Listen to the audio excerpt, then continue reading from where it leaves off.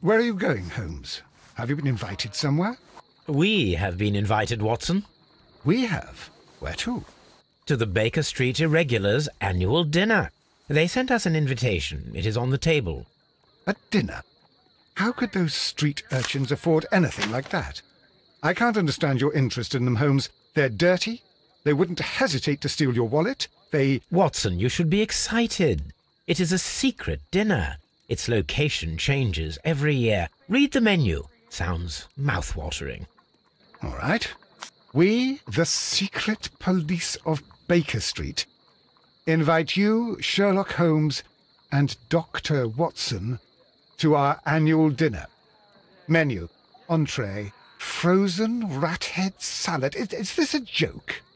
Not at all. Pray continue. Main course, sow's udder in Danny Nutcracker's way. Sounds disgusting, Holmes.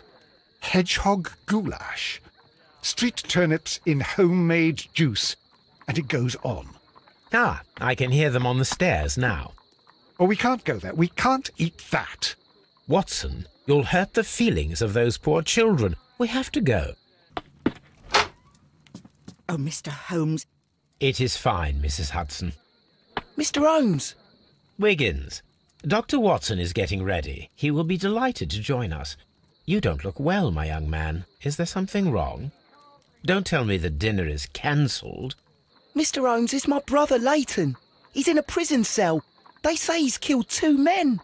You have to help us, Mr. Holmes, 'cause I know he didn't do it. Where is he now? From what I've heard, they took him to the yard, and they gave him a good beating already. You know what they're like. They'll hang him. They won't look any further. Holmes, we have to help him. And forget about the dinner? Wiggins, I'll take the case. You're fantastic, Mr. Holmes. I'll be waiting for you at the crime scene. You'll be there, right? It's on Half Moon Street in Whitechapel. Very well.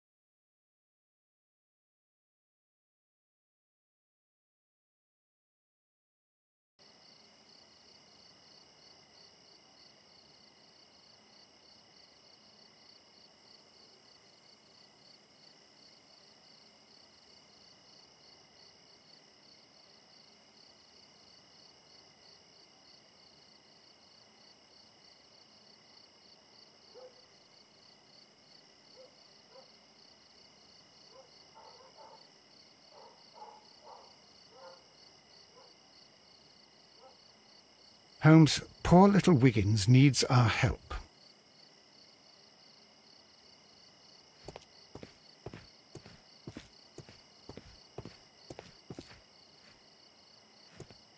Locked. Locked.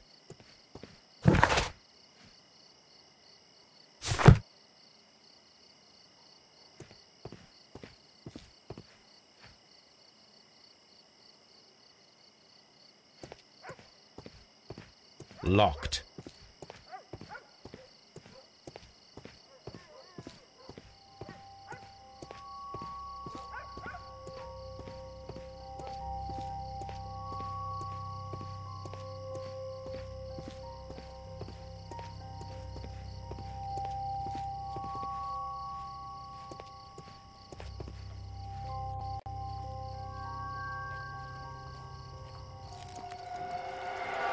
Please, gentlemen, leave the scene now.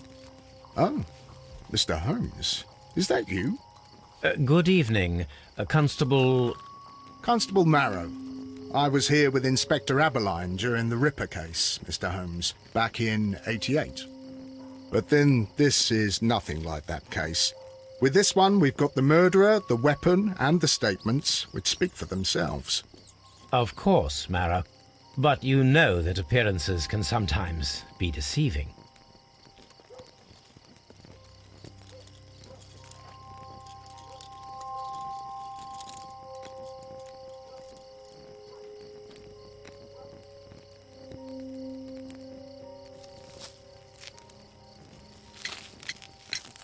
Who were the victims? The two men here, both shot. The stout fellow was Brian Vercotti, a well-known ruffian. The other, Kenneth Butler, a jeweller by trade.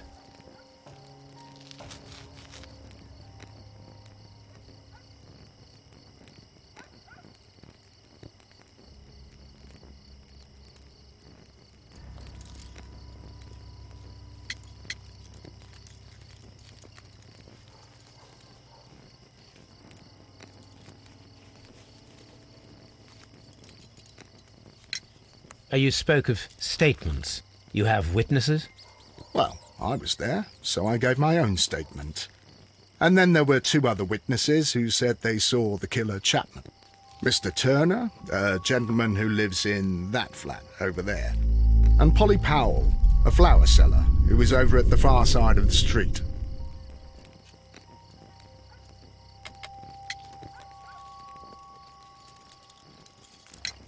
So, Constable Marrow, I should be delighted to hear your testimony.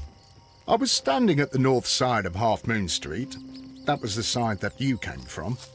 But you would have been unable to observe this part of the street, where we are standing now. That is correct. But I saw the two victims slowly enter Half Moon Street, and then shortly after, the fireworks started. A few minutes after that, the fellow Chapman rushed towards me and ran into Half Moon Street. Please continue. I didn't pay attention, but suddenly I heard a woman's cries and police whistles on the other side of Half Moon Street. I rushed over there and I saw the two dead bodies on the ground. When I reached Whitechapel Street, I saw Leighton Chapman. He'd been caught by two police constables. Did you hear the shots? I didn't hear any shots. The fireworks were all over the sky. They were so loud I couldn't hear anything else. What were the fireworks in honour of, Constable? Well, today's Queen Victoria's birthday, Mr. Holmes. Ah, yes, I appear to have lost track of the days. It is May now, of course. Constable Marrow, what else caught your attention while you were running through Half Moon Street? I saw nothing but rats, and I took the time to light every corner with my lamp.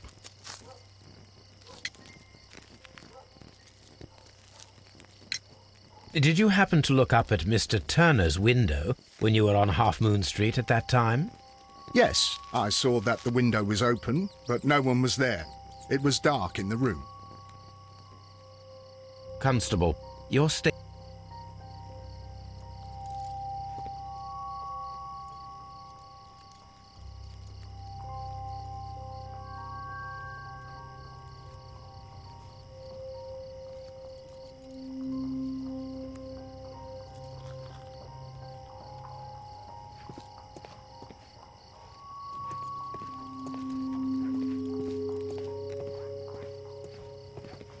A fairly long pole with a forked end.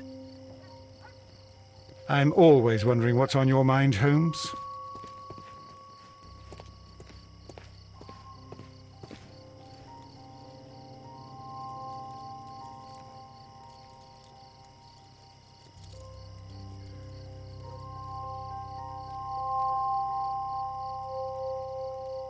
He tried to stop the bleeding with his hand. Death was not instant. The bullet penetrated his stomach, a dreadful wound.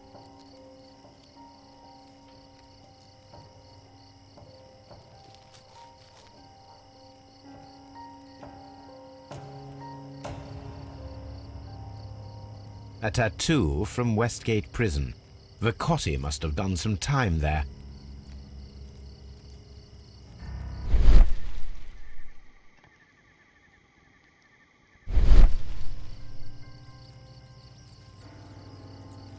Brian Vicotti suffered greatly.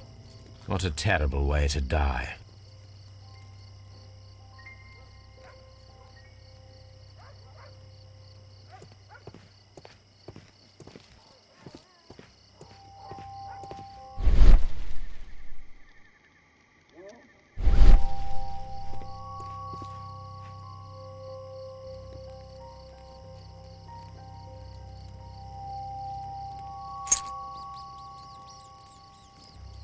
This is an ordinary key. I wonder what kind of door it opens.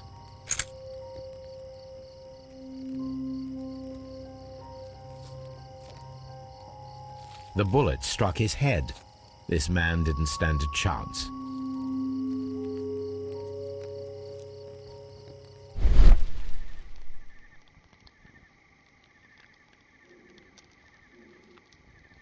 A piece of wood that has stuck between the cobblestones. Let us take a closer look.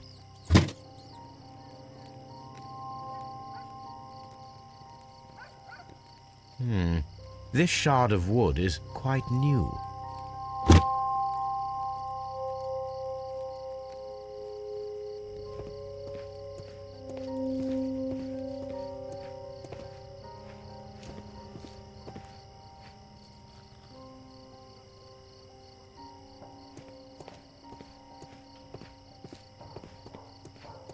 I'll do anything to save my brother, Mr. Holmes.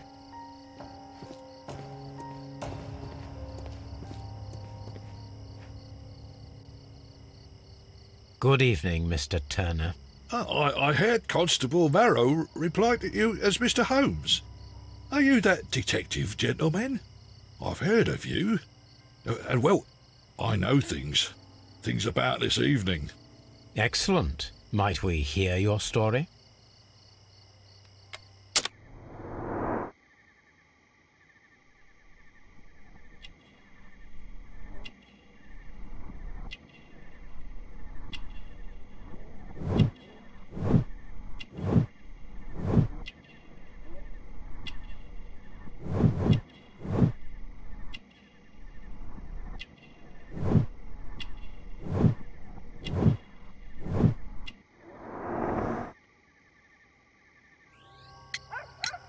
Could you tell us everything that you may have seen or heard?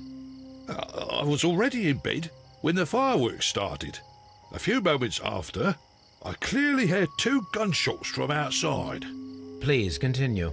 I quickly got up and I grabbed the lamp from my nightstand and I rushed towards the window. I looked down and I saw 2 bodies. And there was a man with a gun who was standing nearby. Where exactly? Well, near this body. Did he notice you? I don't think so. He rushed towards Whitechapel Street without looking around.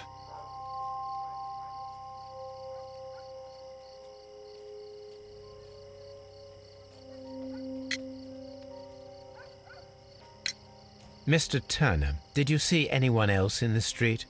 No, I saw no one but that man, the murderer, the fellow they caught.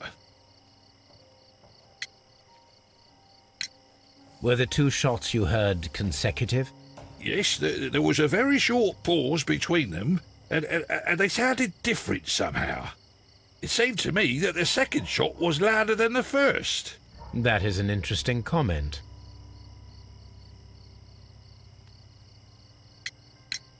Mr. Turner, what were your actions after you stepped up to the window?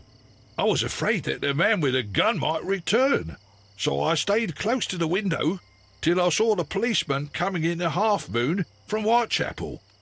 Then I walked out to tell them everything I saw. You have helped us a great deal, Mr. Turner.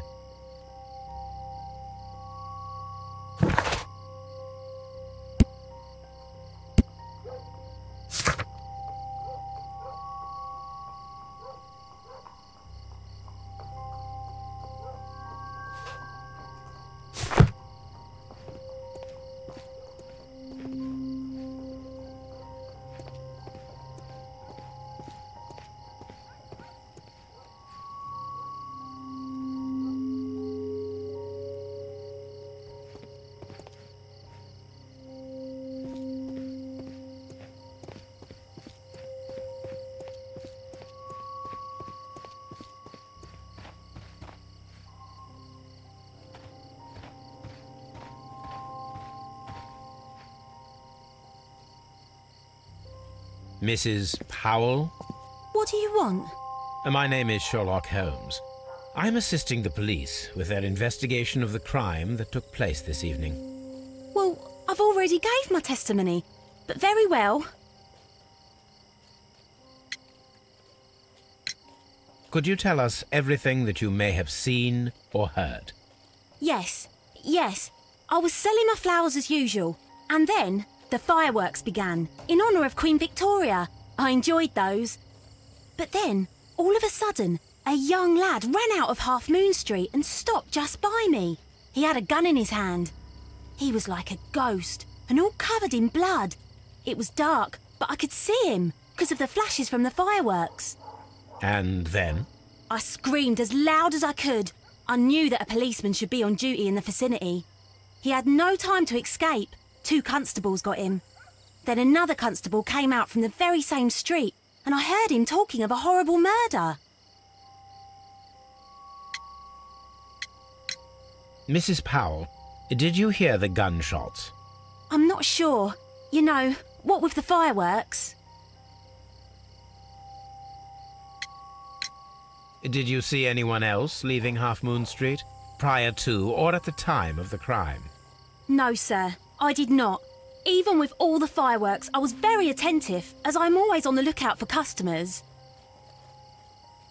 My thanks to you, Mrs. Powell.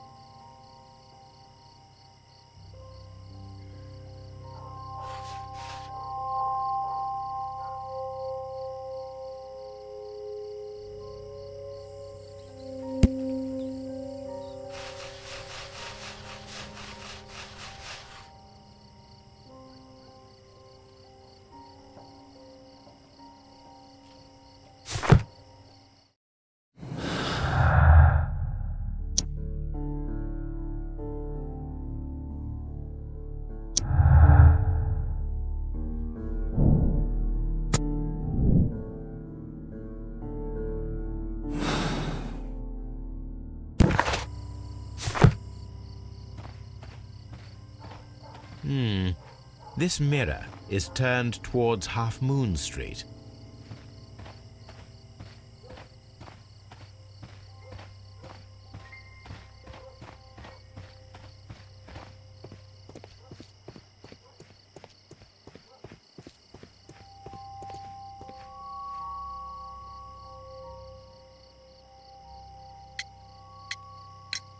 Mr. Turner, you have stated that you remained close by your window after the crime, is that correct? Oh, yes, Mr. Holmes. I stayed at my window until the policeman arrived to examine the dead bodies.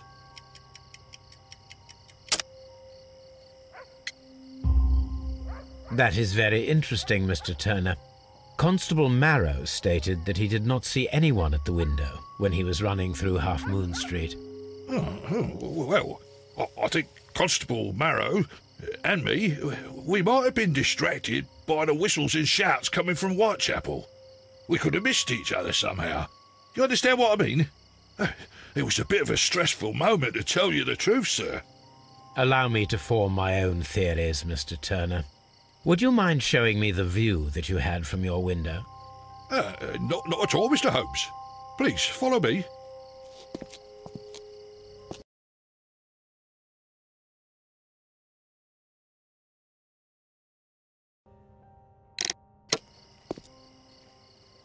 Mr. Turner appears to live very modestly.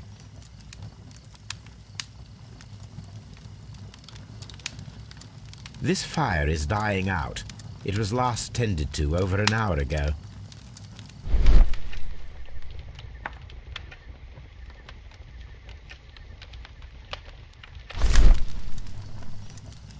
The papers are almost entirely burned. I am unable to see what's written here. These words are illegible. The papers were thrown into the fire just a short while ago.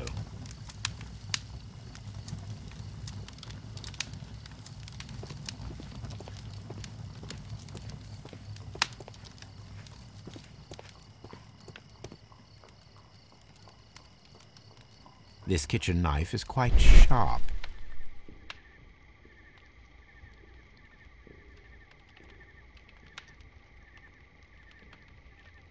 There are pieces of shredded paper scattered over the table.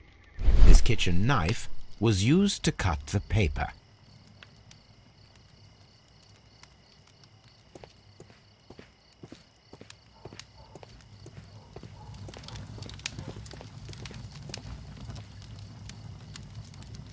The books on this shelf are in a mess. It looks as though Mr. Turner was trying to find something in a hurry here a short while ago.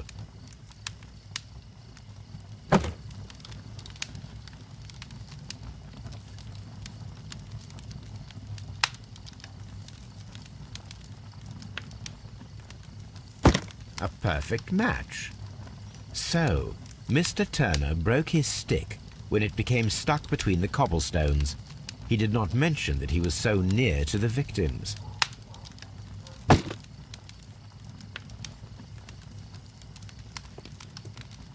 Mr. Turner was roused from his bed by the sound of gunshots.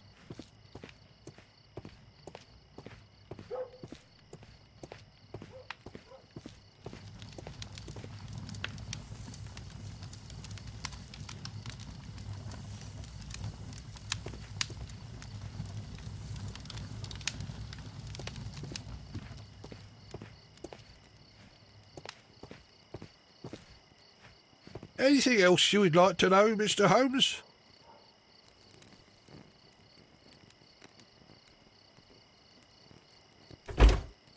So, that's the view Mr. Turner had when he opened the window. Brian Vercotti's contorted corpse. The dead body of Kenneth Butler. Mr. Turner had a perfect view of the crime scene. He saw the bodies clearly, and Leighton Chapman standing over them.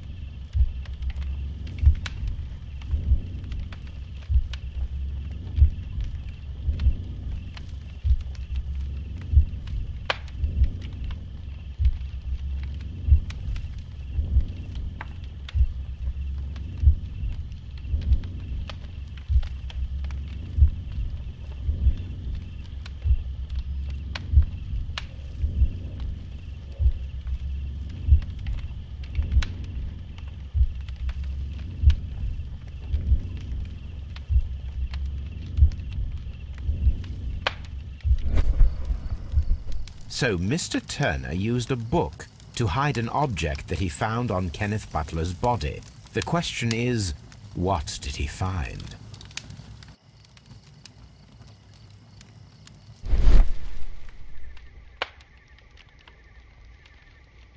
I can see prints from greasy fingers upon the cover of this book.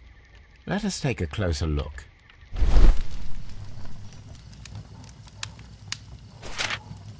Well now, what a find! A precious jewel, concealed inside a book.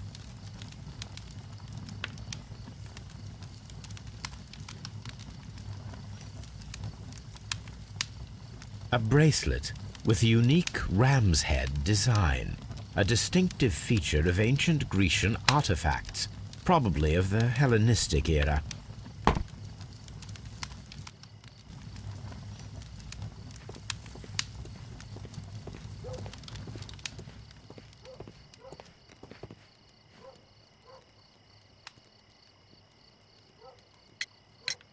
Mr. Turner, how would it be possible for a man of advanced years, such as yourself, to rush from his bed to the window in a matter of seconds, as you have stated? Well, I'm able to move very quickly, despite my age. And when the situation requires it, Mr. Holmes.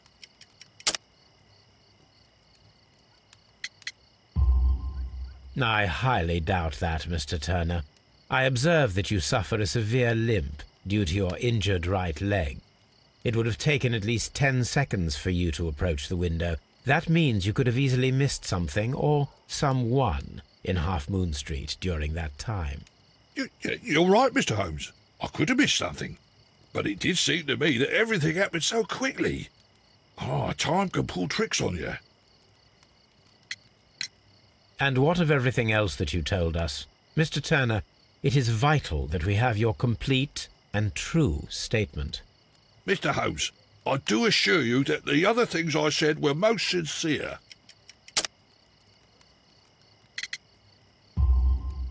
Mr. Turner, you were not sincere with me. Not then and not now. But Mr. Holmes... This, Mr. Turner, does not look like anything that a poor man might possess. It is worth more than the home that you live in. I can explain. No, merely correct me if I am wrong. You saw Leighton Chapman through the window, but you also noticed a glittering object on the ground, this precious jewel. You walked down and took the bracelet from the body of Kenneth Butler, and when you heard the whistles, you hurried away. That broke your walking stick. It caught fast between the cobbles. Constable Marrow was unable to see you in the window as you were climbing up the stairs on your way back to your flat. Upon returning home, you hid the precious jewel inside a book. Mr. Holmes, please don't send me to prison. I didn't do anything bad. I'm just a poor man. When I chanced upon the bracelet, I saw it as an opportunity to make a little money. I was desperate. I only took the bracelet, that's all, I swear. You made a mistake by lying to me. But you are not a criminal. I believe that. Although I must return this bracelet to its rightful owner. I wish this crime had never happened, Mr. Holmes.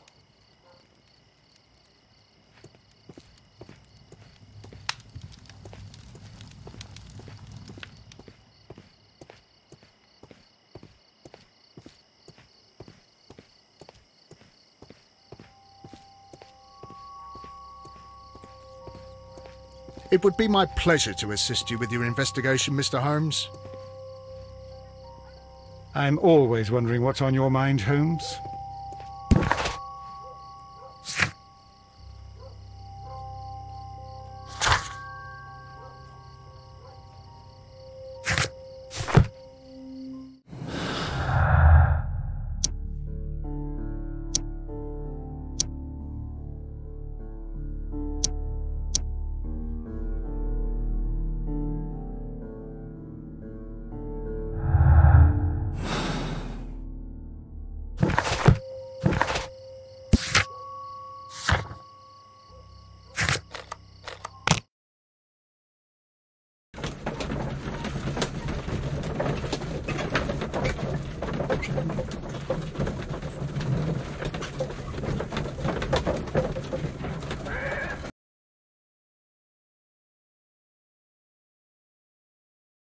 Mr. Holmes! Whatever brings you here so late at night? I'm interested in the case of young Leighton Chapman. He was arrested earlier this evening and accused of a double murder. I beg your pardon? That case is quite clear to the police. Or are there any new facts that we don't know about? Who knows, Inspector? Look, you are free to investigate, of course, Mr. Holmes. Chapman was arrested with a revolver in his possession, which you can find in the evidence room. The suspect himself is in custody. Did you find anything else on his person? A few personal belongings. Nothing particular, Mr. Holmes. Thank you, Lestrade. Mr. Holmes, what is the trouble with that lad? Isn't he guilty of murder?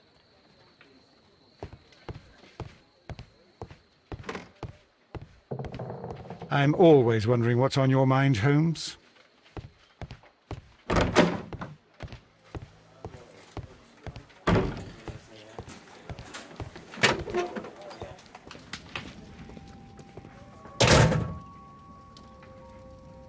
These cigarettes are filled with cheap tobacco.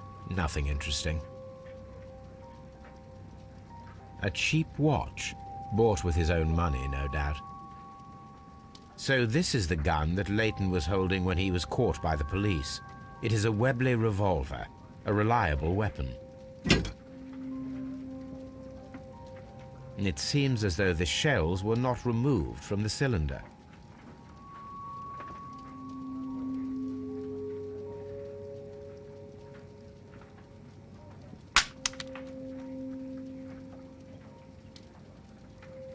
Two out of the 6 shells have been fired. There were 2 shots.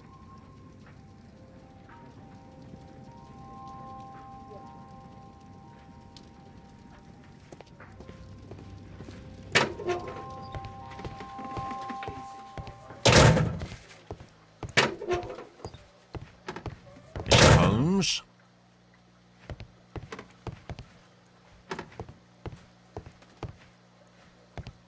Please escort this suspect for interrogation. Good evening, Mr. Chapman. Who are you? I've got nothing to say. It's all a mistake.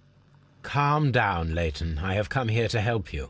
To find out if you truly are innocent, as your younger brother Wiggins has told me. My brother? You know him? Then that means you're... Sherlock Holmes. Oh, blimey. All right, Mr. Holmes. I'll tell you everything.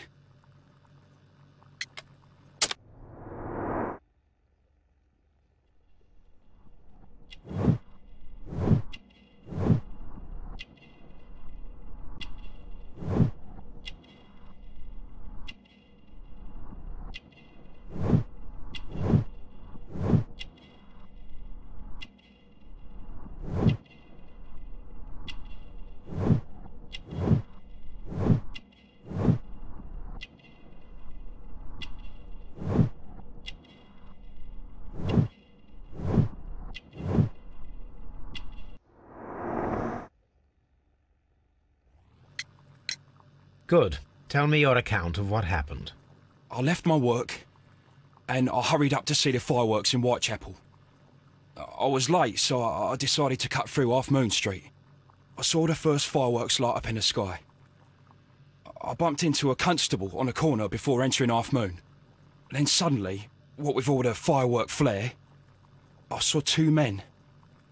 They were both lying flat in the middle of the street. I stopped where I was.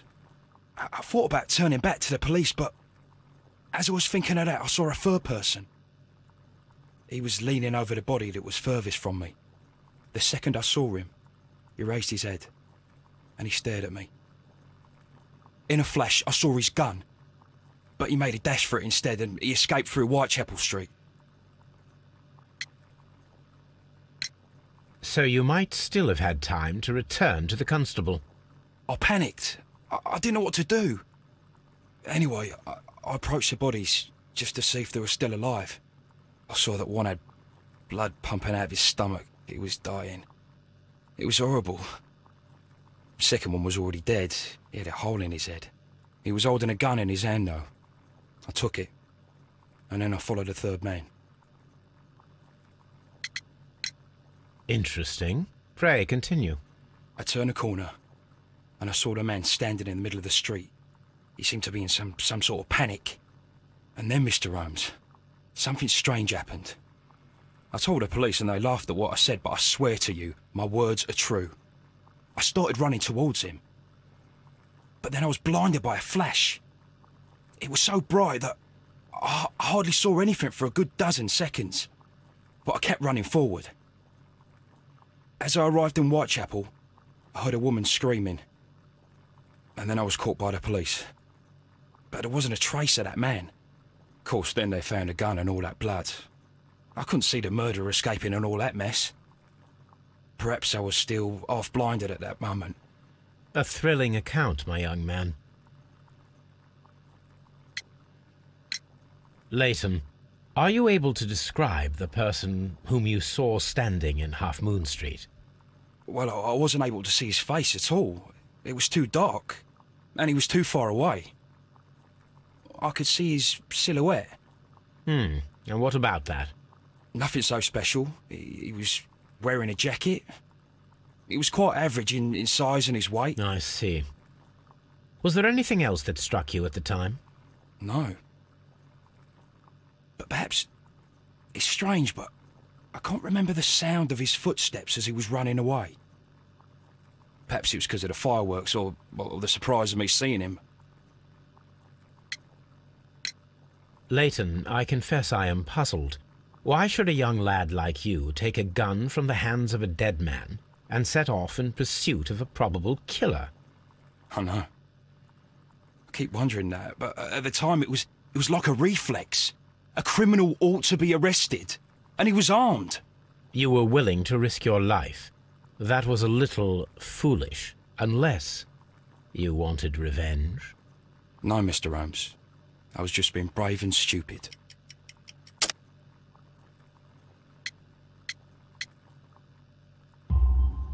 I'm sure that you were, but I believe that you may have recognized one of the victims, Brian Vercotti.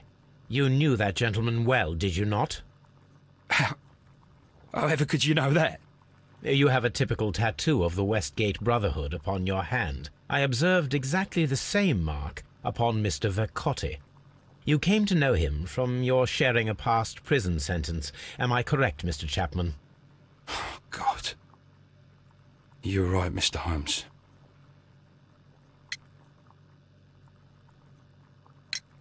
Would you tell me a little about Brian Vercotti? We were convicted for a robbery. Once in prison, both of us joined one of these fraternities. During that year, we tried to help each other out, you know? You were quite young then, I believe. Yes, Mr. Holmes, we were. We'd only stolen a pound of meat. After we were released and when I saw what my little brother had become, I decided to work towards living an honest life. And Vercotti? He had a hard time.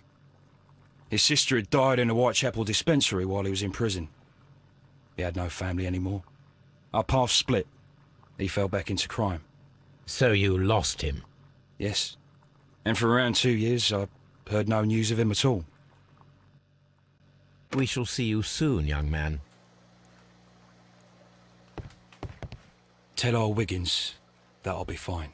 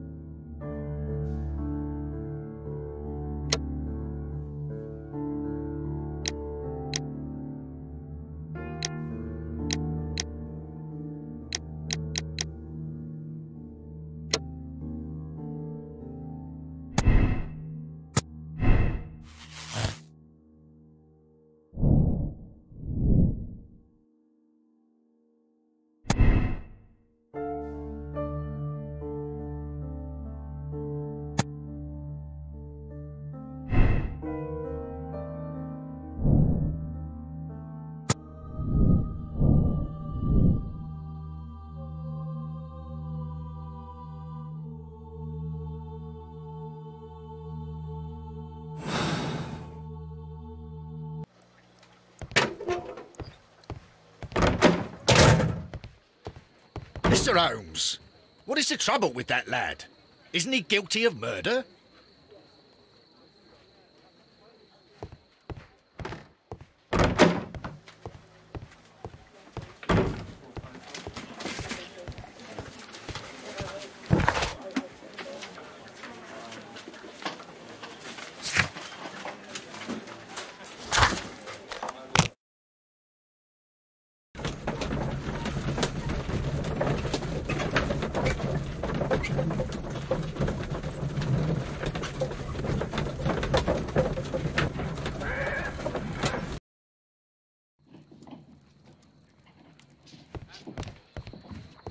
I'm always wondering what's on your mind, Holmes. Hello, Toby. All you need now is a shawl and a mop cap, and you could be Mrs. Hudson's younger sister.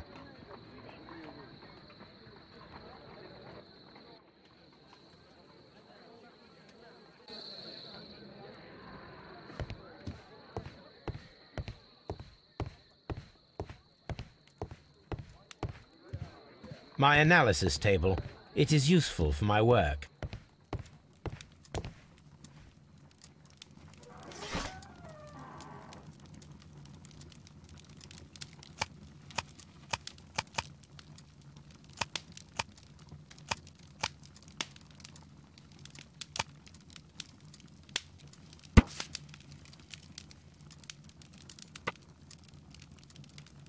Here it is. I need to continue my research in my archives.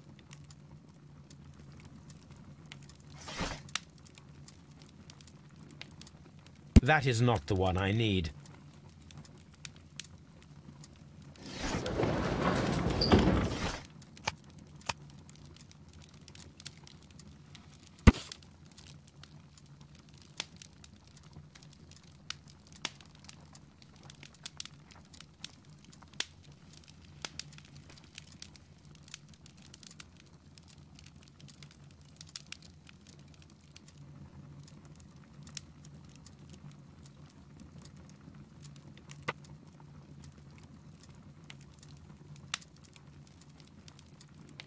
Here it is.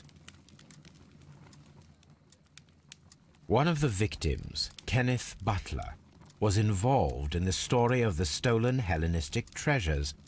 A visit to his pawn shop should tell me more.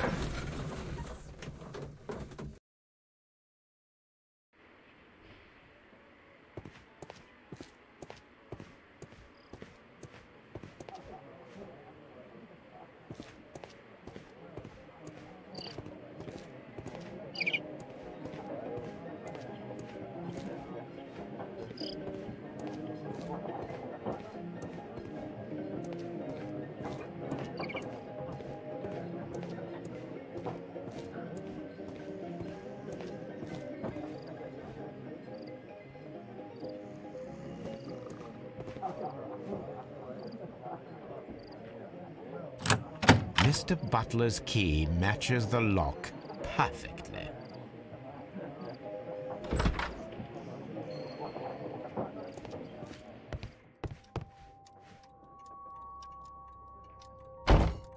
Crampons and a sharp ice axe would only be brought here by a mountaineer.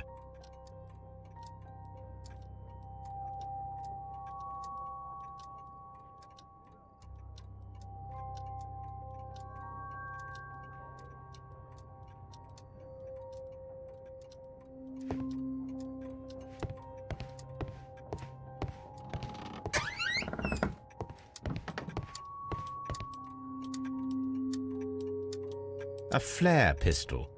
Perhaps it was pawned by a destitute sailor.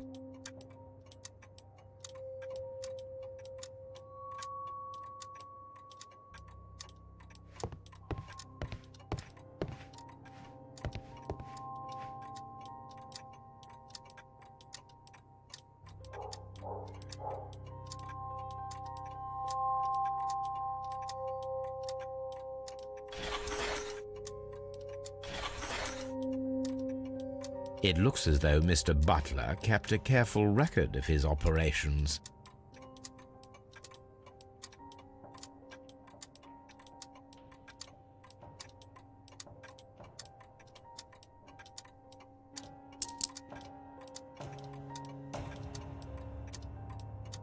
The ram's heads. This necklace belongs to the 5 Rams of Mittelin collection. Interesting. That means that Kenneth Butler owned a part of this collection all this time, 10 years after the theft.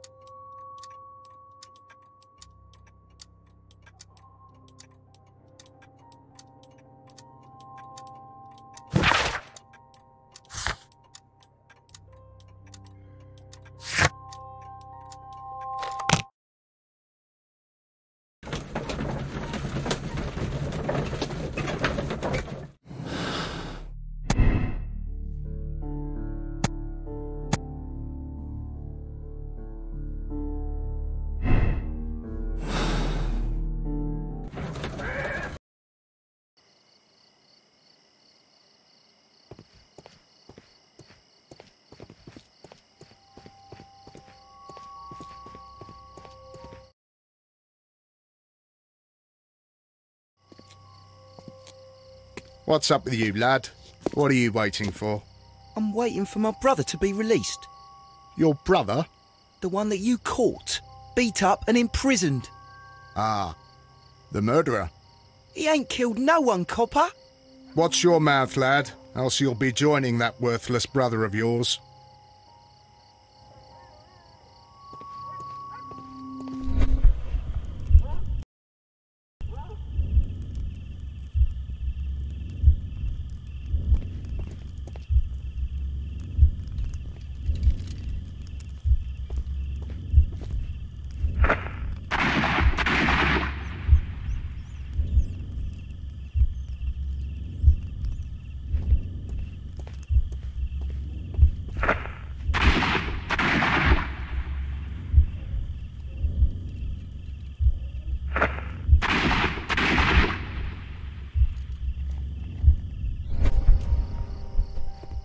It would be my pleasure to assist you with your investigation, Mr. Holmes.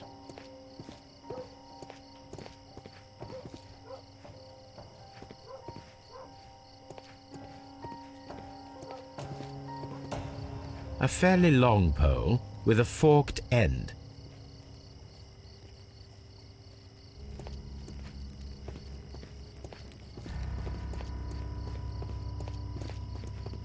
I am unable to see any higher. I need to find something to lift my lamp.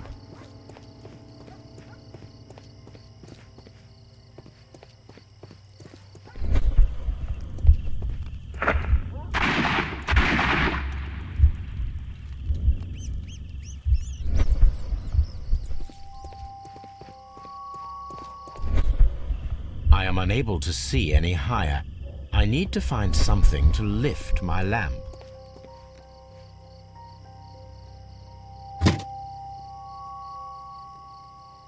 This should be useful.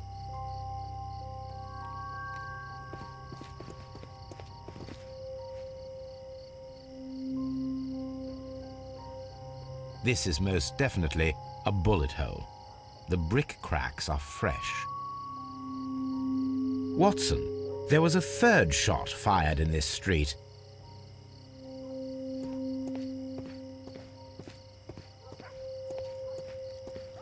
It would be my pleasure to assist you with your investigation, Mr. Holmes.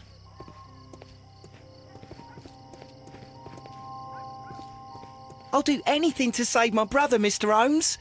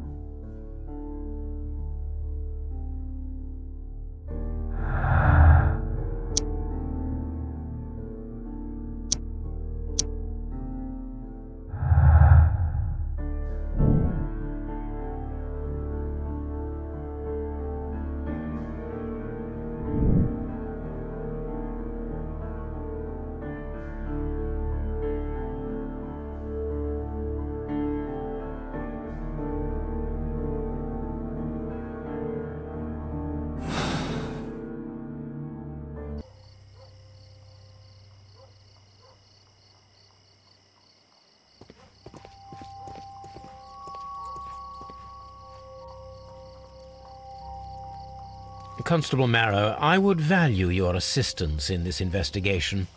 It would be my pleasure, Mr. Holmes. I would like to make sure that there are no places in Half Moon Street where a man could hide while you were running through it with your lamp. All right, Mr. Holmes, what should I do? Take your lamp and start walking, just as you did before, and try to find me. Understood.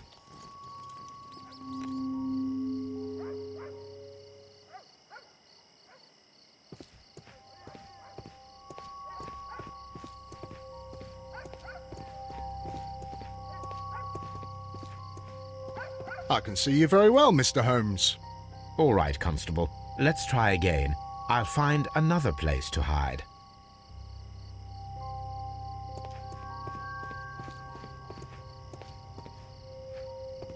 Here you are, Mr. Holmes. All right, Constable. Let's try again. I'll find another place to hide.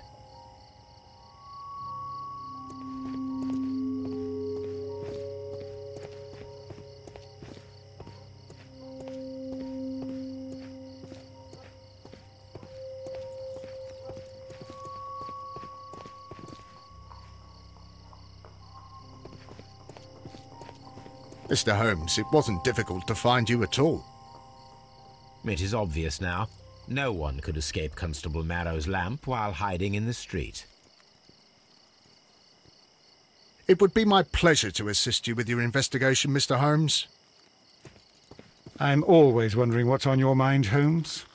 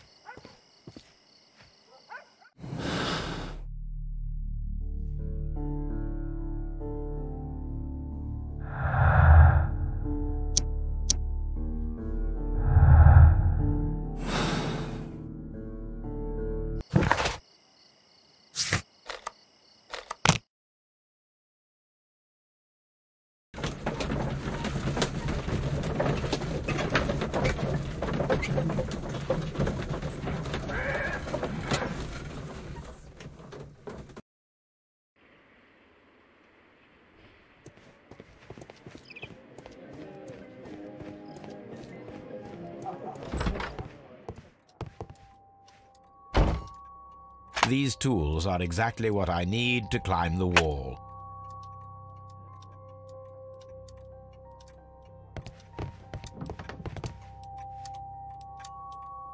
This is exactly what we need in order to imitate the flash of the fireworks.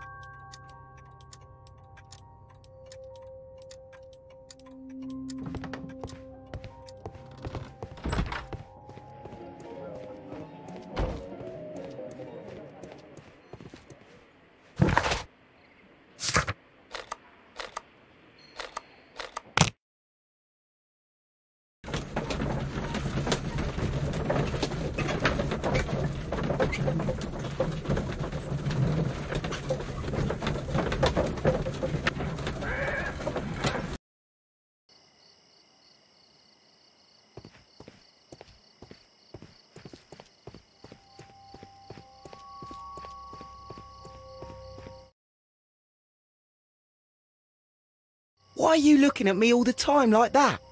I'm just watching you, lad. I never know what to expect from people like you. People like me?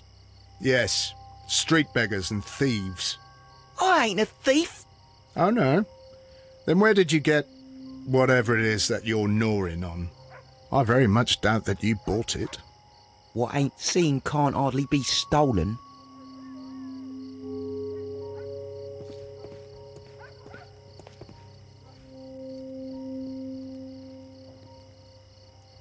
Constable Marrow, Watson, I would like to perform another kind of reenactment with your help. I'm listening, Mr. Holmes. I want to check if Leighton's testimony can be trusted. If someone could vanish into thin air at a specific moment. But Holmes, I don't see how. I am going to be the mysterious gentleman whom Leighton followed. I will stand exactly where he saw him before he was blinded by the flash. Watson, you will be Leighton. When I fire the signal flare, you should start to chase me. I understand, Holmes. You, Constable Marrow, just play your part and do exactly as you did. Just, please, wait 5 seconds after the signal flare. I doubt that Polly Powell would have screamed any earlier. As you say, Mr. Holmes. Let us begin, then. Catch me if you can.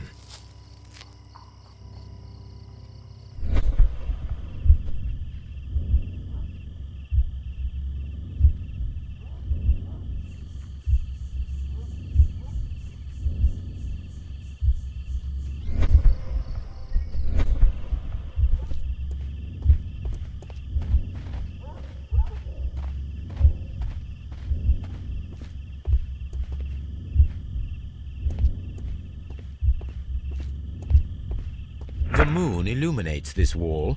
Anyone trying to climb it would be easily spotted by Constable Marrow. This wall is cast in shadow. It would be difficult to see anyone scaling it.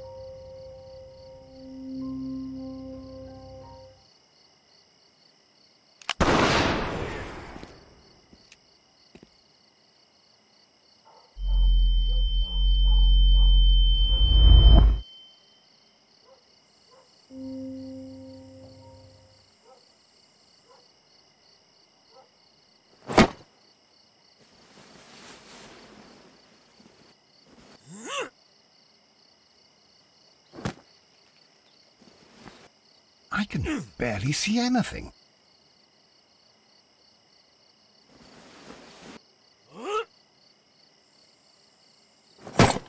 Holmes? Are you there?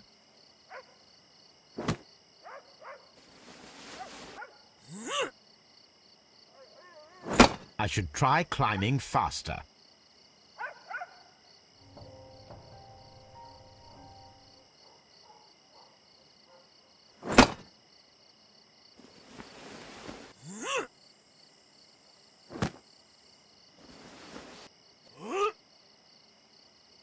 I can barely see anything.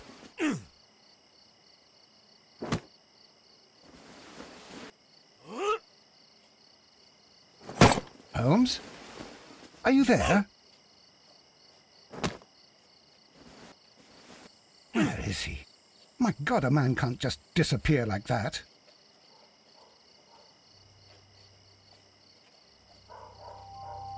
Holmes? Holmes? Where are you? I cannot see you, Mr. Holmes. Dr. Watson, it seems that Mr. Holmes has disappeared. Don't worry, gentlemen. I am up here, above your heads. How on earth did you get up there, Holmes? I am using crampons and a climbing axe, although the person we are looking for did not leave any traces of such tools. Constable, is there any way to get to the top of this building? Yes, Mr. Holmes, I can show you. The door to the building can be found from Whitechapel Street. Gentlemen, I am on my way down.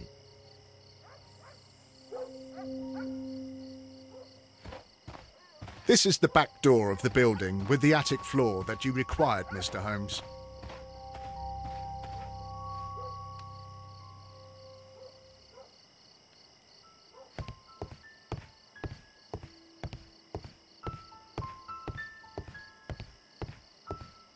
These shards of glass are from the window above.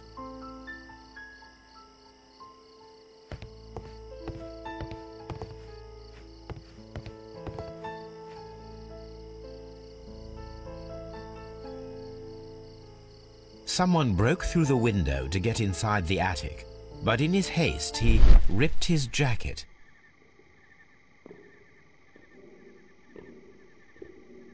A cluster of thick black threads. They're unusually strong. I should examine them under the microscope. We can conclude that the person whom Leighton saw climbed up the wall, broke into the attic window, and escaped through the hatch.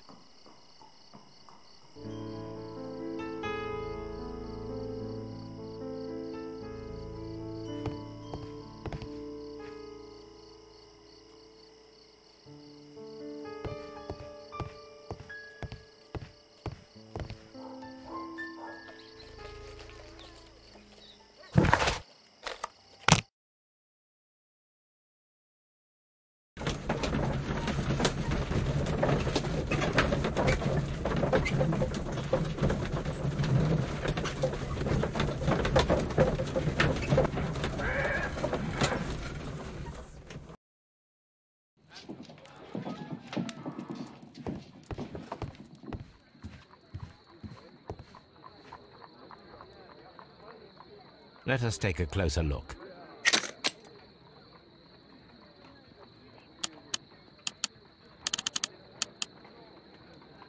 It is not a thread, but a hair. I very much doubt that it is human. I need to compare this sample with a human hair and a horse hair. A shaving brush is usually made from horsehair. Watson, could you please pass me your shaving brush? Here you are. Watson, look, what's outside the window? Well, I don't see anything. Ouch! Holmes! Oh, don't make such a fuss. One little hair.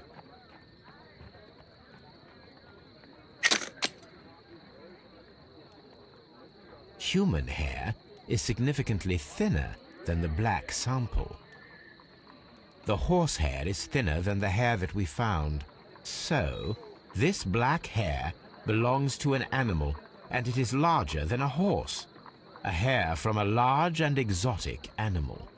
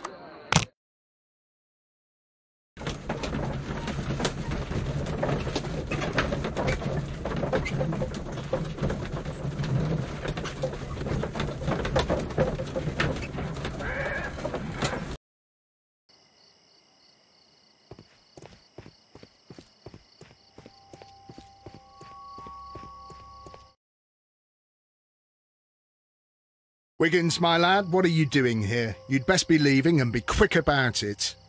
I've done nothing wrong. You'd learn more by watching Mr. Holmes. He knows exactly what he's doing, not like you. Oi, watch your tongue.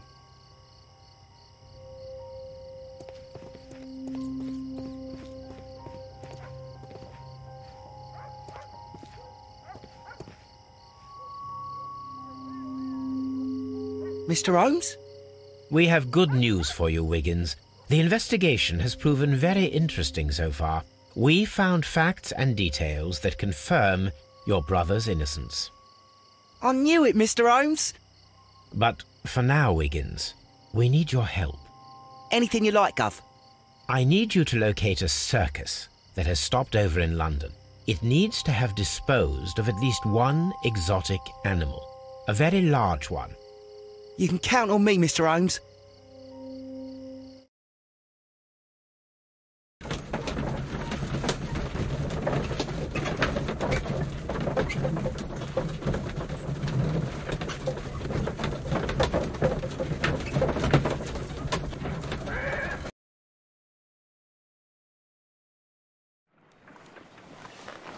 I do hope that those children don't get into trouble, Holmes. Don't worry, Watson. I predict some news in 7 seconds. Mr. Holmes, we found it. Here it is.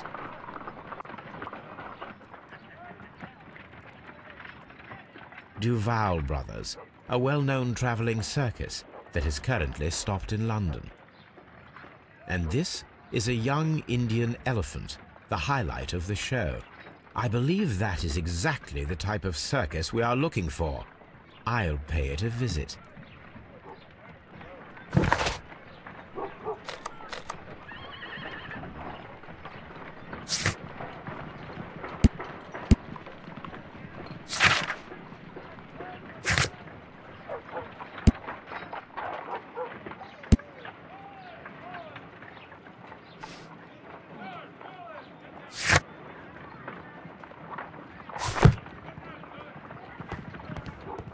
Holmes, I won't be able to join you.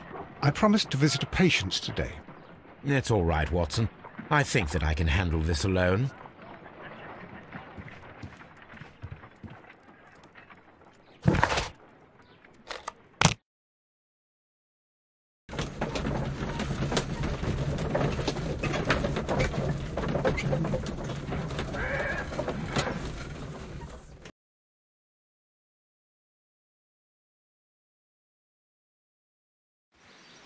Aye, you! Stop right there. Good morning, sir. Pardon me, but why am I not allowed to walk around here? Because it's private. Well, I only wanted to meet the artistes. Hmm?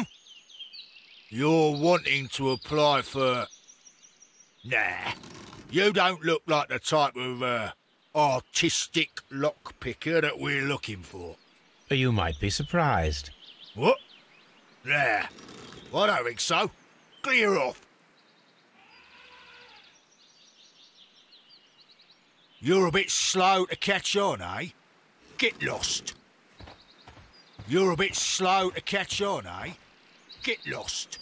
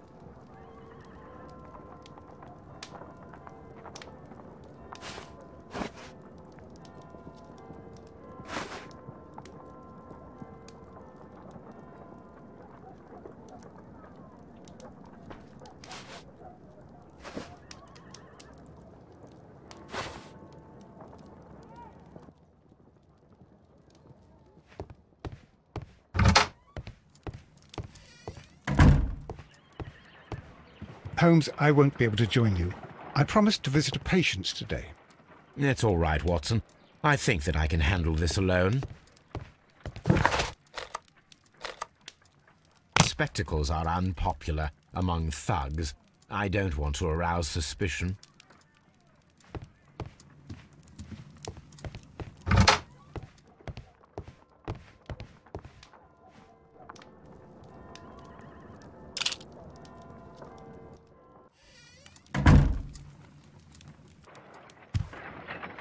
Stay where you are. What are you doing here, and where is Sherlock Holmes?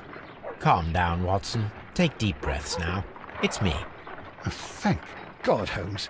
I can't get used to your disguises. Thank you, Watson. That means I am ready to go.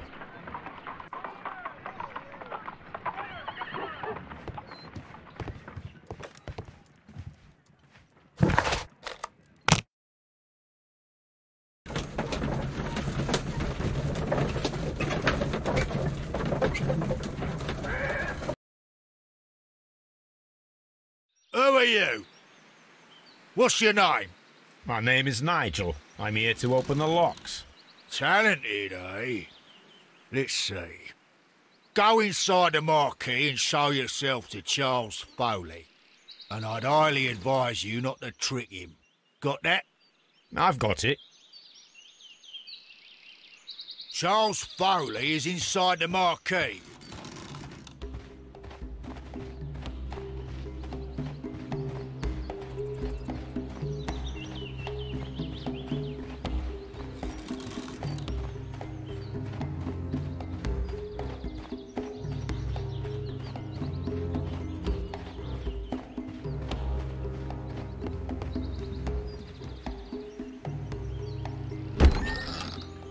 So, everything is here, just as you asked. And what about the money? Some of the barrels are wet. Transportation issues, it couldn't be helped. Whatever. We'll be here after midnight to pick up the supplies. I want to be paid first. No. You'll be paid after we make the transfer, as I said. Right? I hope that no one saw you. The police are on the lookout. Of course not. I'm a professional. Glad to hear it. Be ready for tonight, then.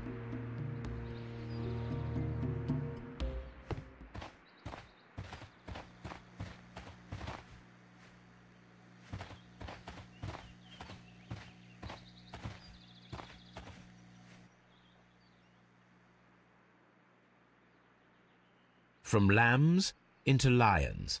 Those are words of encouragement and defiance.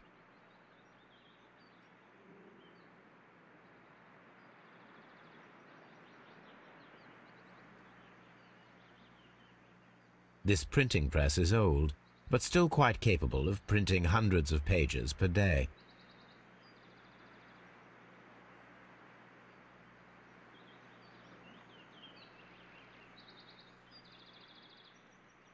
That's a picture of a contemporary gentleman wearing a Robin Hood hat. Interesting. This poster was clearly made to fire up rebellion amongst the people. There are enough posters to paste across half of London's walls.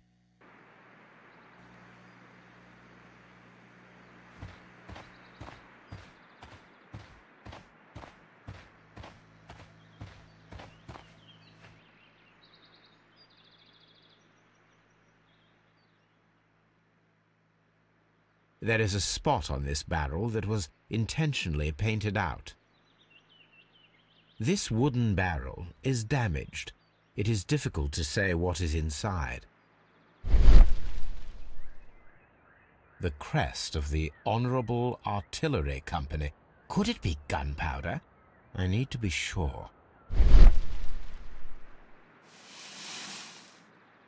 Judging by the fractions and the scent, I can confirm that it is, in fact, gunpowder.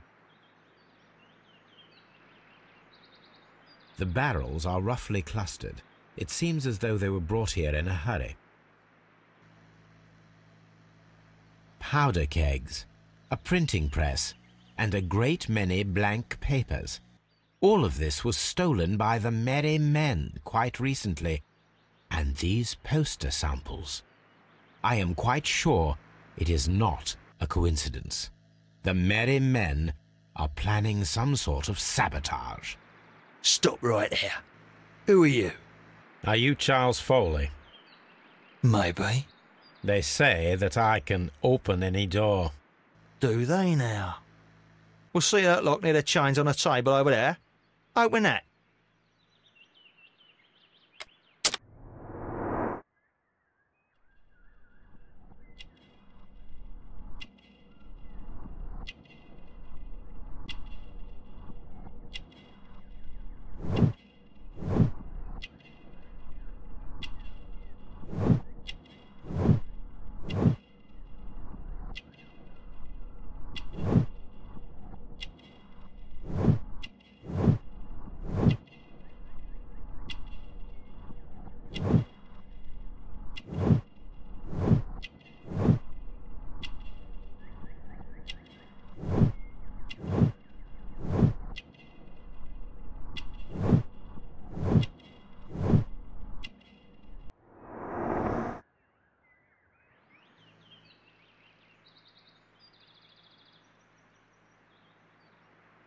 Are you still tampering with that lock?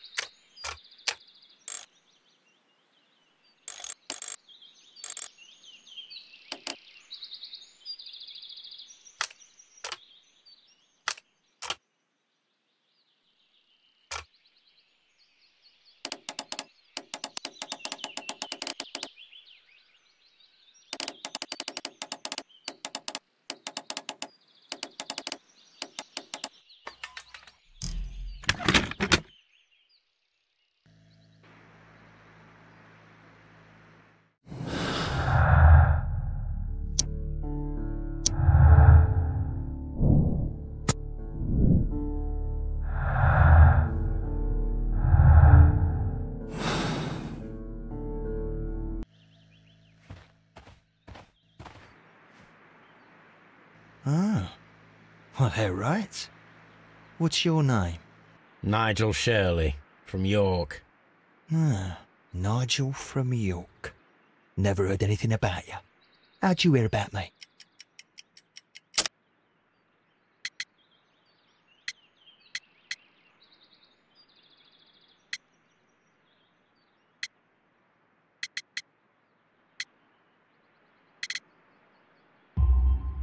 It's a long story. I met your brother, Vincent the Butcher Foley, in prison. He told me all about his betrayal and all about you. Before I was released, he told me that you might find a job for me one day and pay me some money for me craft. Well, he died.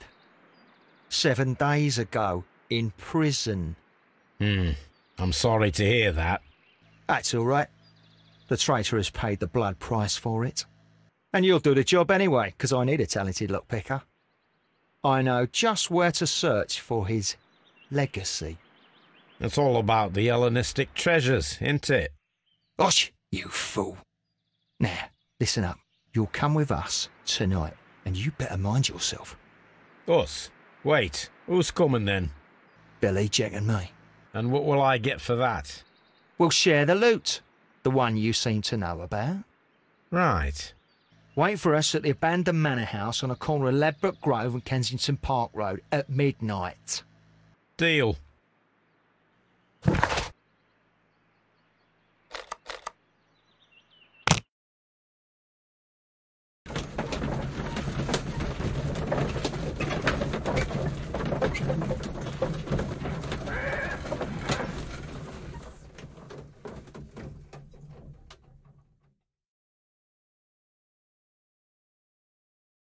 Here I am at the manor. Somewhere inside it are the Hellenistic treasures.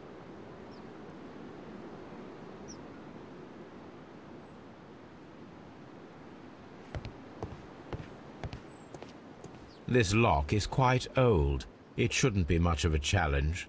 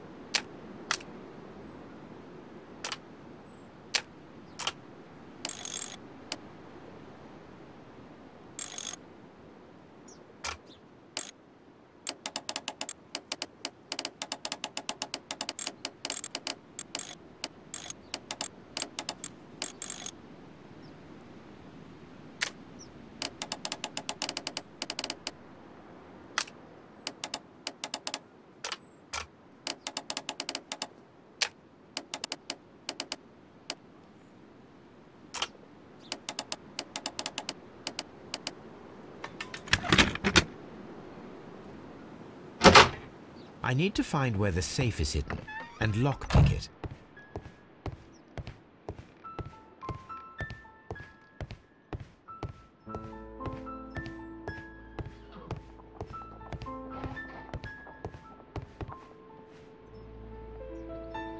This cupboard is an absolute mess. Several books have fallen from the shelves. It seems as though this cupboard can be moved. I'll give it a try.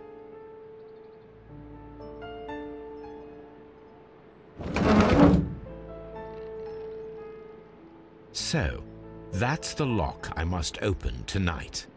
Let me see.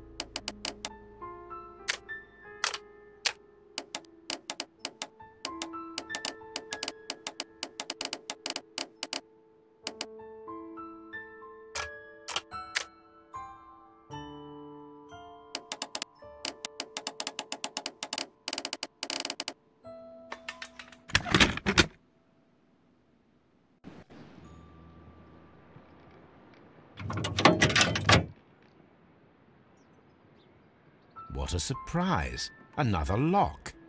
And I won't be able to pick it.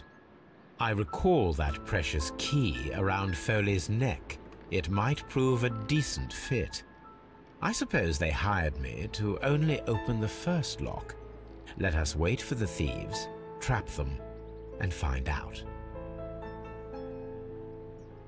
Let us check the thieves' possible escape routes in the event that they are caught off guard by the police from the front door.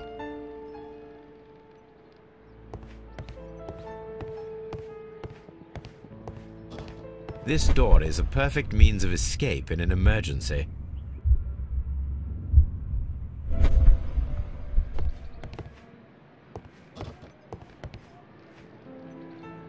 This should be useful.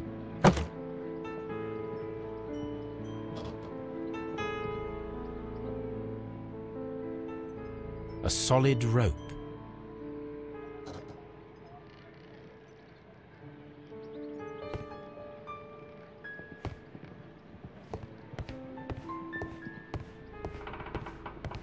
The ground floor window is a perfect way to escape the police.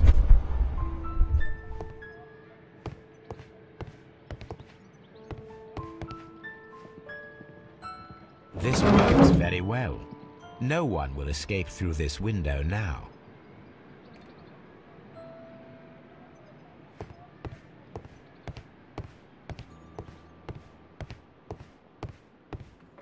The thieves won't attempt to escape through the front door if the police are right behind it. Although this window is high above the ground, it would be possible for one of the thieves to attempt to use it for their escape.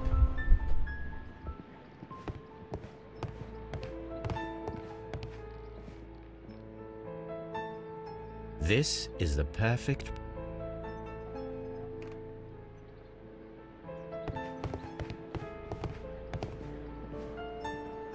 This should be useful.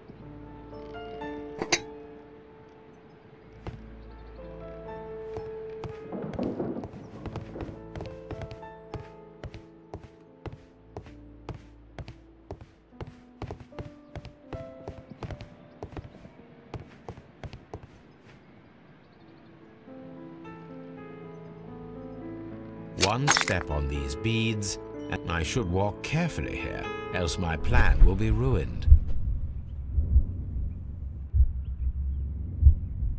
Any thief who finds his way upstairs will roll down very quickly.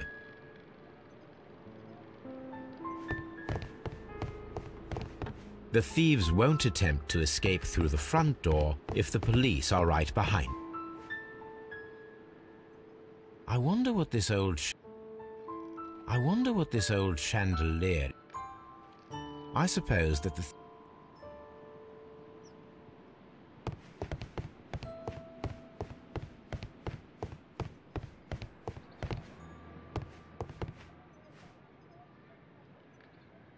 Oh, that's a lovely...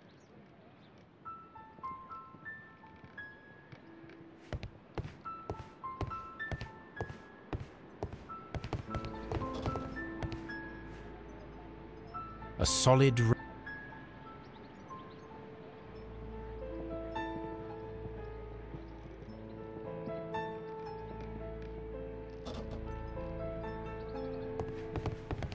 This door is a perfect means of escape in an emergency.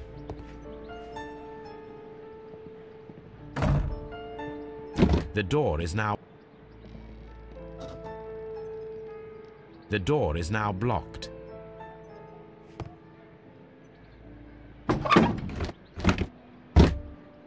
There is no ladder.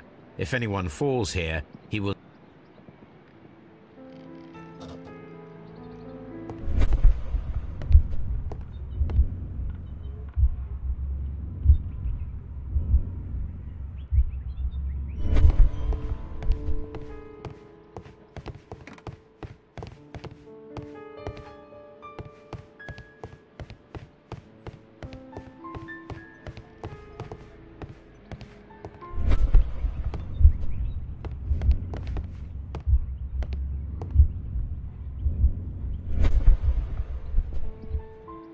This hatch...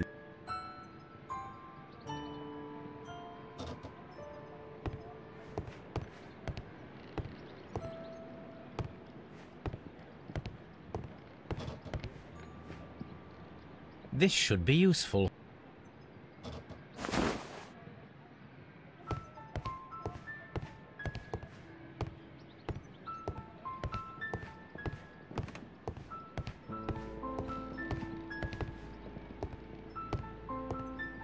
The door is now blocked.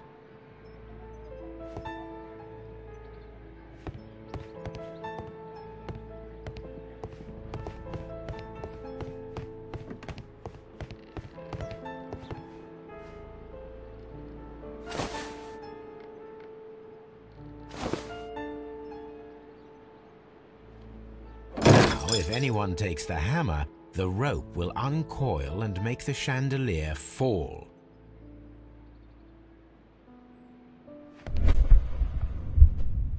If he runs through the dining room and takes a sledgehammer to force open the door, the chandelier will knock him down.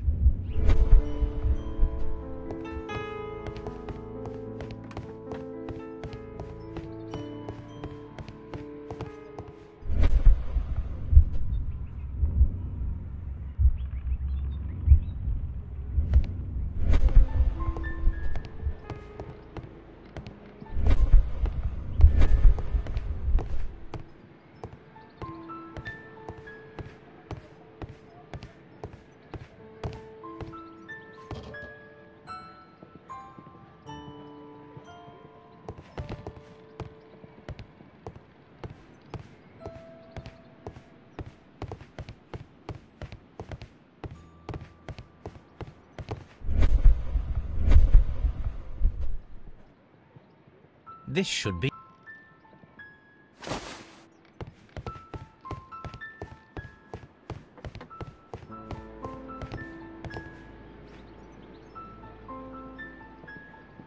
Now, it's not an open hatch, just a nice carpet on the floor. I should walk carefully here, else my plan will be ruined. This door is a perfect means of escape in an emergency.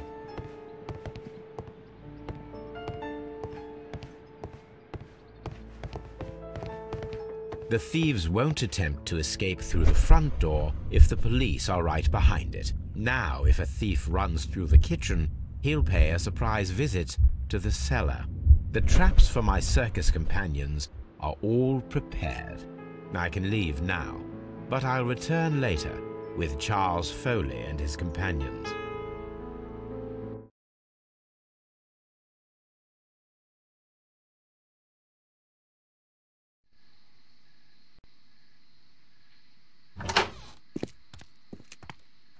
Police! Police!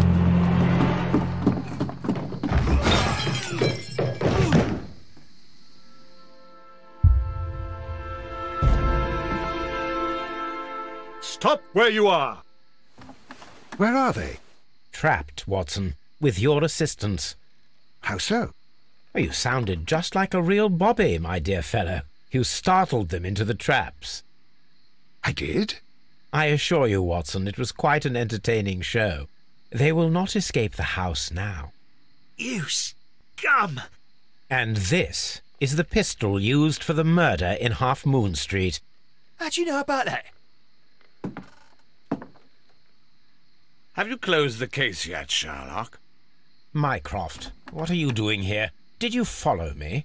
Sherlock, it may seem that I used you, but you should be pleased to know that you have served our Queen well, in this instance. So now, let us catch the big fish. But this man is not one of the merry men? No. Then why exactly are we here, Sherlock? This gentleman, Charles Foley, has been involved in a double murder, and the hunter of a set of valuable antiques, the Hellenistic treasures, which disappeared in a theft many years ago. You're no better than the coppers!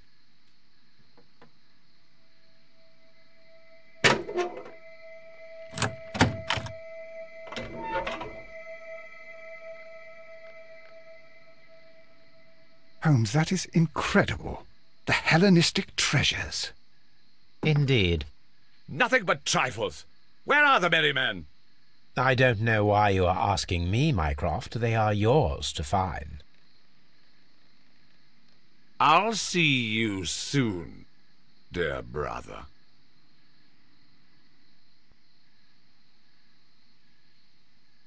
Don't move, you flim-flammer.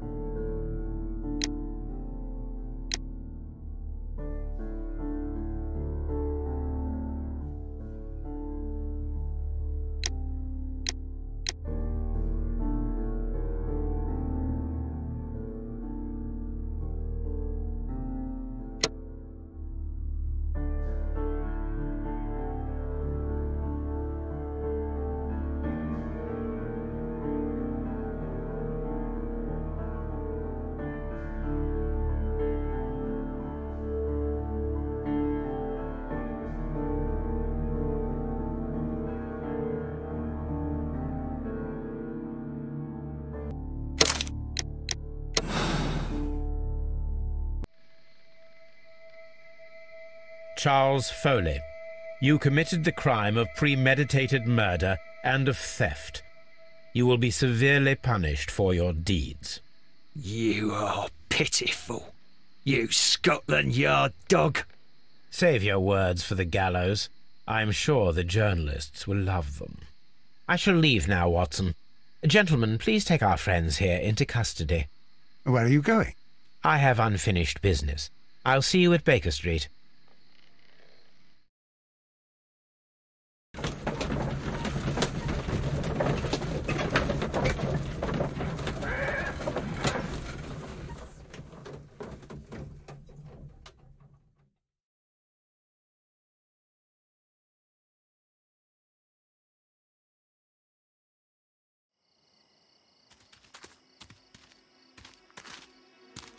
Be careful with the lamps. Don't bring them too close to the barrels. Good evening, gentlemen. Who's there? That is of no importance. What matters is who you are and the plans that you have here. So you can stop us from carrying them out? Eventually, yes. Hey, careful. You'll blow us all up. I'm listening. We are a group known as the Merry Men. But I suppose you knew that already. We are the men who've already lost everything of value in their lives. We are ruined shopkeepers. We are workers who were fired from their jobs, honest people who were robbed. We were forced out from our homes and thrown onto the street, and all of this in the name of the so-called law. The laws that were set out by our government.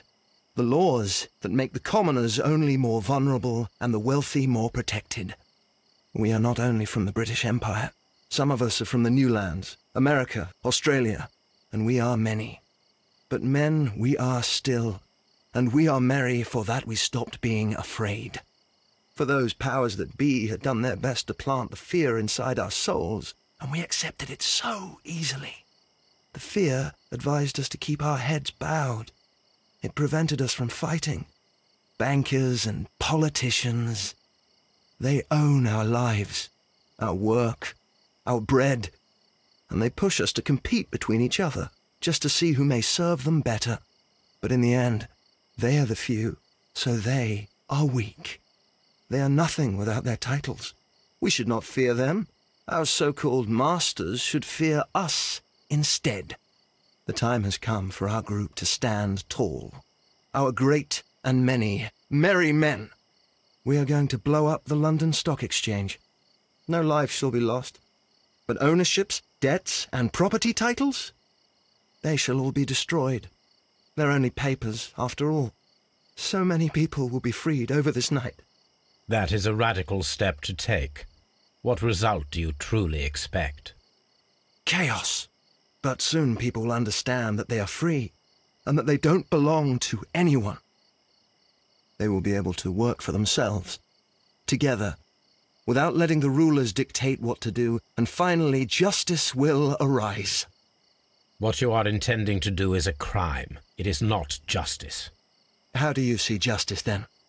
kids go to prison for a loaf of dry bread? And how many lords do you see punished for stealing from their people, sending them to their deaths in mines or overseas to fight for land? Our masters wouldn't hear us. So now it's time to sing the song of the merry men. Will you let us do our duty?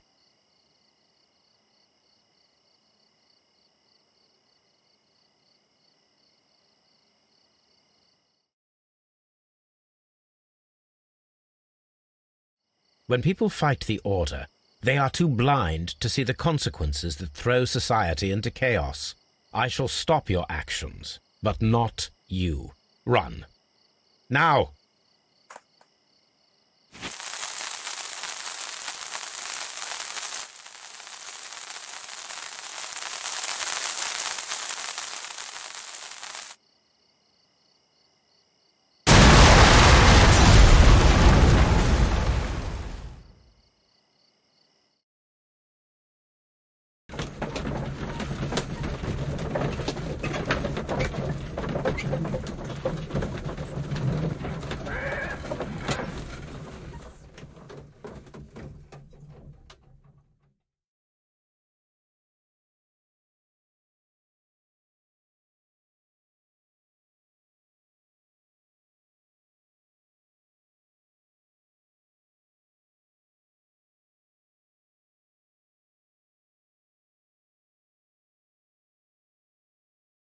So, you're interested in Russian literature now?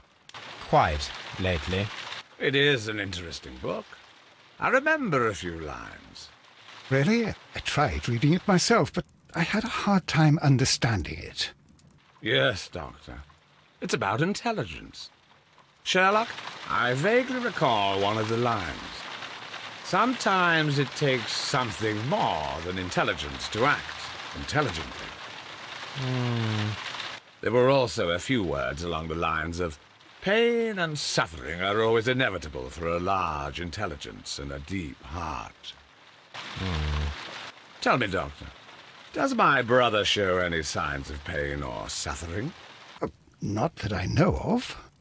Because you see, Doctor, behind all of his masquerade, my brother does possess a deep heart. So deep that he does not recall where he places his love. Well, I'm sure that...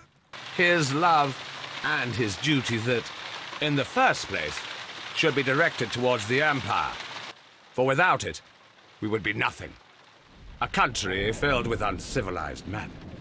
And the Empire needs order and discipline. It has no room for chaos. People who commit crimes, or at the very least intend them, deserve punishment, Sherlock. Without justice, there can be no civilization. But we serve the truth, not justice. Your truth, Doctor, that may prove immoral. Allowing people to terrorize London, destabilizing the whole empire.